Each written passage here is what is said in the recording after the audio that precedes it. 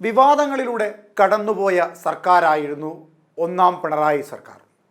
സ്വർണ്ണക്കള്ളക്കടത്ത് അടക്കമുള്ള നിരവധി വിഷയങ്ങൾ ഒരു മുഖ്യമന്ത്രിയോ അല്ലെങ്കിൽ മുഖ്യമന്ത്രിയുടെ ഓഫീസോ ബന്ധപ്പെടുവാൻ പോലും പാടില്ലാത്തതായ പല പ്രശ്നങ്ങളിലും, പല ആരോപണങ്ങളിലും, പല അഴിമതിയിലും, പല ആക്രമണങ്ങളിലുമൊക്കെ ആരോപണ വിധേയനായി നിശബ്ദത പാലിച്ച് നിൽക്കേണ്ട സാഹചര്യത്തിലേക്ക് മുഖ്യമന്ത്രിയും മുഖ്യമന്ത്രിയുടെ ഓഫീസും അല്ലെങ്കിൽ ഇടതുപക്ഷ നേതാക്കന്മാരുമൊക്കെ എത്തി നിന്ന സാഹചര്യമായിരുന്നു ഒന്നാം പിണറായി സർക്കാരിൻ്റേത്. അത്രമേൽ മോശപ്പെട്ട സാഹചര്യത്തിലും ഏറ്റവും ഒടുവിൽ സാധാരണക്കാരായ വോട്ടർമാർക്ക് കിറ്റ് നൽകി രണ്ടാമത് വീണ്ടും അധികാരത്തിലെത്തി മുഖ്യമന്ത്രി പിണറായി വിജയനും പരിവാരങ്ങളും. മന്ത്രിസഭ മുഴുവൻ ഉടച്ചു വാർക്കുന്നു. കെ ശൈലജയെ പോലെയുള്ള കരുത്തുറ്റ നേതാക്കന്മാർക്ക് മന്ത്രിസ്ഥാനം നൽകാതെ താൻ മാത്രം പഴയ മന്ത്രിസഭയിലും ഇപ്പോഴും മുഖ്യമന്ത്രിയായിരുന്നാൽ മതി എന്ന ഏകാധിപത്യ സ്വരത്തോടുകൂടി ഒപ്പമുണ്ടായിരുന്നവരെ മാറ്റി പുതിയ ആളുകളെ കൊണ്ടുവരുന്നു. മാറ്റങ്ങളിലൂടെ കടന്നുവന്ന രണ്ടാം പിണറായി സർക്കാർ ആദ്യത്തേതിനേക്കാൾ ദുർബലപ്പെട്ട്, ആദ്യത്തെ പിണറായി സർക്കാരിനേക്കാൾ ചോദ്യങ്ങൾക്ക് മുൻപിൽ പഞ്ചപുച്ഛമടക്കി ജീർണിച്ചു നിൽക്കുന്ന സാഹചര്യമാണ് പിന്നീട് ഇങ്ങോട്ട് കണ്ടത്. ആരോപണങ്ങൾക്കുമേൽ ആരോപണങ്ങൾ, അഴിമതിക്കുമേൽ അഴിമതി, അങ്ങനെ താറുമാറായി പോകുന്നു ഇടതുപക്ഷമെന്ന് ഇടതുപക്ഷ നേതാക്കന്മാർക്കും സഹയാത്രികൾക്കും ഒക്കെ ബോധ്യപ്പെടുന്ന സാഹചര്യത്തിൽ CPM നിന്ന് ആദ്യഘട്ടത്തിൽ കുറേ പേർ CPIയിലേക്ക് പോകുന്നു, മറ്റു ചിലർ BJPയിലേക്ക് പോകുന്നു. പ്രാദേശിക തലത്തിൽ CPM കോട്ടകളിൽ നിന്ന് കഴിഞ്ഞ ലോക്സഭാ തെരഞ്ഞെടുപ്പിൽ വോട്ടുകളുടെ ഒരു കൂമ്പാരമായിരുന്നു BJP പിടിച്ചെടുത്തത്. അങ്ങനെ CPM അല്ലെങ്കിൽ ഇടതുപക്ഷത്തിൻ്റെ കേരളത്തിലെ അടിവേര് ജീർണിച്ച് ദ്രവിച്ചു പോകുന്നു എന്ന് ബോധ്യപ്പെടുമ്പോഴും താൻ ഏകാധിപത്യത്തിൻ്റെ സ്വരത്തിൽ നിന്ന് ഒരടി പോലും പിന്നിലോട്ട് എടുത്തു വെക്കില്ല എന്ന് വീണ്ടും അടിവരയിട്ട് പറയുകയാണ് ഇരട്ടച്ചങ്കൻ മുഖ്യമന്ത്രി പിണറായി വിജയൻ. തനിക്കെതിരെ ഉയരുന്ന ആരോപണങ്ങളെ ആരോപണങ്ങളാകുന്ന തുറുപ്പ് ചീട്ടുകൾ ഉപയോഗിച്ച് പിടിച്ചുകെട്ടുക എന്ന പുതിയ രാഷ്ട്രീയ തന്ത്രമാണ് ഇവിടെ മുഖ്യമന്ത്രി പിണറായി വിജയൻ പയറ്റിക്കൊണ്ടിരിക്കുന്നത്. അതിന് തൻ്റെ ആവനാഴിയിലെ ഓരോ അമ്പുകളായി തനിക്കൊപ്പം നിൽക്കുന്നവരെ ഉപയോഗപ്പെടുത്തുന്നു മുഖ്യൻ. അതിൻ്റെ ഒരു തുടർക്കാഴ്ചയാണ് രണ്ടാം പിണറായി സർക്കാരിൻ്റെ ആദ്യഘട്ടം മുതൽ ഈ നിമിഷം വരെയും നടന്നുകൊണ്ടിരിക്കുന്നത്. വയനാട്ടിലെ പുനരധിവാസവുമായി ബന്ധപ്പെട്ട വിവാദം തീരുന്നു. റിപ്പോർട്ടുമായി ബന്ധപ്പെട്ട വിവാദ കോലാഹലങ്ങൾ ഒടുങ്ങുന്നു. റിപ്പോർട്ടിന് പുറമെ കത്തിപ്പടർന്ന ലൈംഗിക ആരോപണങ്ങളും വിവാദങ്ങളും രാജിക്കുള്ള മുറവിളികളും എല്ലാം ശമിക്കുന്നു. MLA സ്ഥാനം രാജിവെക്കേണ്ടി വന്നില്ല മുകേഷിന്, രക്ഷിച്ചു. പകരം മറ്റൊരു വാർത്ത മുൻപിലിട്ടുകൊണ്ട് EP ജയരാജനെ LDF കൺവീനർ സ്ഥാനത്ത് നിന്ന് പുറത്താക്കി എന്ന വാർത്ത കൊണ്ട് ഇനി പതുക്കെ EP പാർട്ടിയിൽ നിന്ന് പുറത്തേക്ക് തള്ളും. അങ്ങനെ തൻ്റെ വിശ്വസ്തനായ PV അൻവർ MLA ഉപയോഗിച്ച് മുഖ്യമന്ത്രി പിണറായി വിജയൻ പുതിയൊന്ന് കുത്തിപ്പൊക്കുകയും ചെയ്യുന്നു. അങ്ങനെ വിവാദങ്ങളിൽ നിന്ന് വിവാദങ്ങളിലേക്ക് കടന്നുകൊണ്ടിരിക്കുകയാണ് മുഖ്യമന്ത്രി പിണറായി വിജയൻ. അതിന് പിന്നിലെ പ്രധാന ലക്ഷ്യം എന്ത് എന്ന ചോദ്യത്തിനും മറുപടിയുണ്ട്. മാധ്യമങ്ങൾ പുതിയ പുതിയ വിവാദങ്ങൾക്ക് പിന്നാലെ പായുകയാണ്.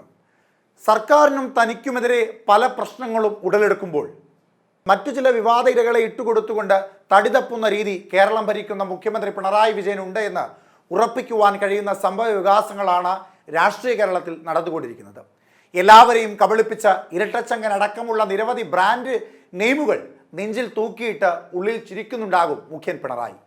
ദുരിതാശ്വാസ നിധിയുമായി ബന്ധപ്പെട്ട ചർച്ചകൾ പ്രതിപക്ഷ പാർട്ടികളടക്കം പൊക്കിക്കൊണ്ടുവന്നതിന് ശേഷമുള്ള എല്ലാ വിവാദ വാർത്തകളും പരിശോധിച്ചാൽ അതിലെല്ലാം കൈയുള്ളത് മുഖ്യമന്ത്രിയുടെ അനുയായികൾക്കാണ്. ദുരിതാശ്വാസ നിധി ഫണ്ടുമായി ബന്ധപ്പെട്ട ചോദ്യങ്ങൾ വരുന്ന സമയത്ത് ആദ്യം പുറത്തു വരുന്ന വാർത്ത മുകേഷിന്റെ ആരോപണമായിരുന്നു.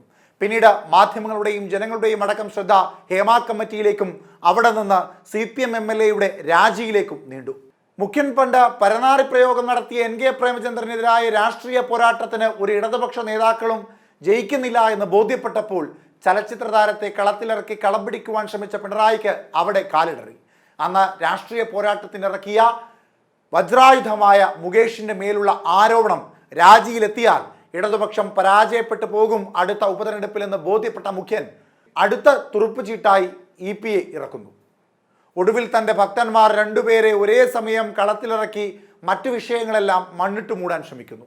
മുഖ്യമന്ത്രിയുടെ വിശ്വസ്തനായ ADGP അജിത് കുമാറും PV അൻവറും തമ്മിൽ ഏറ്റുമുട്ടുമ്പോൾ ജനങ്ങളുടെ ധാരണകളാകെ കുഴഞ്ഞുമറിയുമെന്ന മുഖ്യൻ്റെ ധാരണ.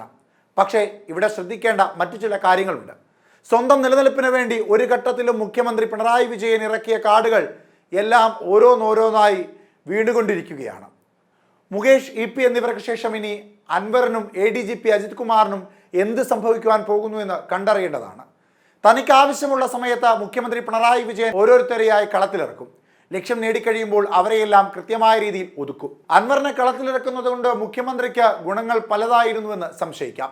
കോൺഗ്രസ് വിട്ട ഇടതുപക്ഷ പാളയത്തിൽ ചേക്കേറിയ PV അൻവർ മുഖ്യമന്ത്രി പിണറായി വിജയൻ നേതൃത്വം നൽകുന്ന ആഭ്യന്തര വകുപ്പിനെതിരെ ശക്തമായി ആഞ്ഞടിക്കുമ്പോൾ അദ്ദേഹം MLA സ്ഥാനം രാജിവെക്കുമോ എന്നതും, അതല്ലെങ്കിൽ അൻവറിന്റെ മറ്റ് ലക്ഷ്യങ്ങൾ എന്തെന്നതടക്കമുള്ള ചോദ്യങ്ങളും ഉയരും. തടയണയടക്കം പല വിവാദങ്ങൾക്കും കാരണക്കാരനായ അൻവർ ഇതുവരെ പാർട്ടിയിൽ നിന്നോ സർക്കാരിൽ നിന്നോ ഒരു എതിർശബ്ദം പോലും നേരിടേണ്ട സാഹചര്യം ഉണ്ടായിട്ടില്ല. PV അൻവർ മുഖ്യമന്ത്രിയുടെ വിശ്വസ്തനാണ് എന്നതിൽ സംശയമൊന്നും വേണ്ടാത്ത സാഹചര്യമാണ് ഇപ്പോൾ ഉള്ളത്. ഇന്നലെ വരെ കേരളക്കര മുഴുവൻ നിന്ന് കത്തും എന്ന തരത്തിലേക്കുള്ള വിവാദങ്ങൾ ഉയർത്തിയ PV അൻവർ മുഖ്യമന്ത്രിയുമായി സൊറ പറഞ്ഞ് പുറത്തിറങ്ങിയപ്പോഴേക്കും ശാന്തനായി, തണുത്ത്, സൗമ്യനായൊക്കെ പ്രതികരിക്കിൽ നിന്ന് ഉയരുന്ന സംശയങ്ങൾ പലതാണ്. എന്തായാലും രാഷ്ട്രീയപരമായ ഓരോ തിരിച്ചടി മുഖ്യമന്ത്രി പിണറായി വിജയൻ നേരിടുമ്പോഴും വിവാദങ്ങളിൽ നിന്ന് വിവാദങ്ങളിലേക്ക് മാധ്യമങ്ങളുടെയും സാധാരണക്കാരായ വോട്ടർമാരുടെയും ശ്രദ്ധ തിരിച്ചുവിട്ടുകൊണ്ട് മൂന്നാം പിണറായി സർക്കാർ അധികാരത്തിലെത്തുമ്പോൾ പഴയതുപോലെ കിറ്റ് നൽകി പരിചയം പുതുക്കാം, അല്ലെങ്കിൽ സമരസത്തിലേക്ക് എത്തിക്കാമെന്ന ധാരണയാണ് മുഖ്യന് ഇപ്പോൾ ഉള്ളത്. രാഷ്ട്രീയ കരുനീക്കങ്ങൾക്ക് തന്നോടൊപ്പം നിൽക്കുന്ന തുറുപ്പ് ചീട്ടുകളെ ഓരോന്നായി കളിക്കളത്തിലിറക്കി പിടിച്ചു നിൽക്കുവാൻ ശ്രമിക്കുന്ന പിണറായി മനസ്സിലാക്കേണ്ട മറ്റൊരു പ്രധാനപ്പെട്ട കാര്യമുണ്ട്. ഇവയെല്ലാം രേഖകളായി തന്നെയാണ് കിടക്കുന്നത്. ഇവയെല്ലാം ചോദ്യങ്ങളായി തിരഞ്ഞെടുപ്പ് കാലത്ത് ഉയരുക തന്നെ ചെയ്യും. അന്ന് 2016 കിറ്റ് നൽകി വോട്ടർമാരെ സ്വാധീനിച്ചതുപോലെ ഇക്കുറി സ്വാധീനിക്കുവാൻ കഴിയുമെന്ന് തോന്നുന്നില്ല. കാരണം അങ്ങനെ സ്വാധീനിക്കുവാൻ കഴിയുന്നതിലും അപ്പുറമുള്ള വിവാദങ്ങളും ആരോപണങ്ങളും അക്രമങ്ങളുമാണ് ഇടതുപക്ഷ സർക്കാരിൻ്റെ ഭാഗത്ത് നിന്ന് ഉയർന്നു വന്നിരിക്കുന്നത്.